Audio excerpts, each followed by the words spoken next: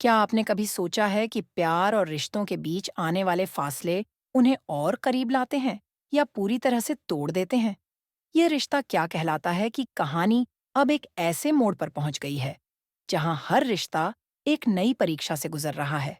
चलिए जानते हैं इस कहानी का नया और रोमांचक अध्याय। कहानी में आने वाला है 5 साल का लीप। अरमान और रूही अपनी जिंदगी में आगे बढ़ चुके हैं, लेकिन अभीरा वो बिल्कुल अकेली पड़ गई है। मसूरी में जाकर उसने अपनी मम्मा की तरह एक नई जिंदगी शुरू की है। इससे पहले कि कहानी लीप की ओर बढ़े, अभीरा और अरमान का सेपरेशन वाला फेज और भी उलझ गया है। पोदार हाउस में जब अरमान अभीर से मिलने पहुंचता है, तो उसे वहां से बेइज्जत करके भगा दिया जाता है। तभी रूही वहां आती है और सबकी नजरें अभीरा पर टिक जाती हैं।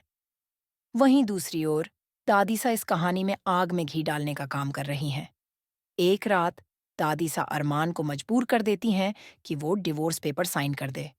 अरमान साइन करने वाला होता है, लेकिन तभी उसे मिलता है अभीरा का झुमका। अगले दिन अरमान दादीसा को एक बड़ा सरप्राइज देता है।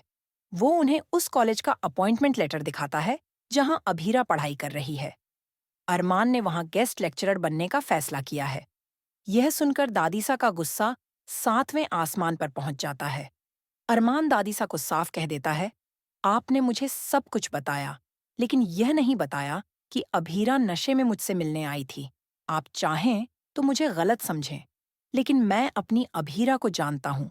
उसे प्रोटेक्ट करने और उसका भरोसा जीतने के लिए मैं हर मुमकिन कोशिश करूंगा। अब कहानी में नए ट्विस्ट देखने को मिलेंगे। कॉलेज में अरमान और अभीरा के बीच पुरानी मोहब्बत फिर से जागेगी या गलतफहमियों का दौर जारी रहेगा?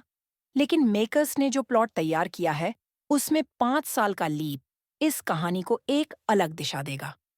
लीप के बाद अरमान को रूही और बच्चों के साथ आगे बढ़ते दिखाया जाएगा, जबकि अभीरा अकेली मसूरी में अपनी जिंदगी गुजार रही होगी। यह देखना दिलचस्प होगा कि क्या यह फासले उनके रिश्ते को और मजबूत करेंगे या हमेशा के लिए खत्म कर देंगे। तो दोस्तों, क्या आप भी इस लीप का इंतजार कर रहे हैं?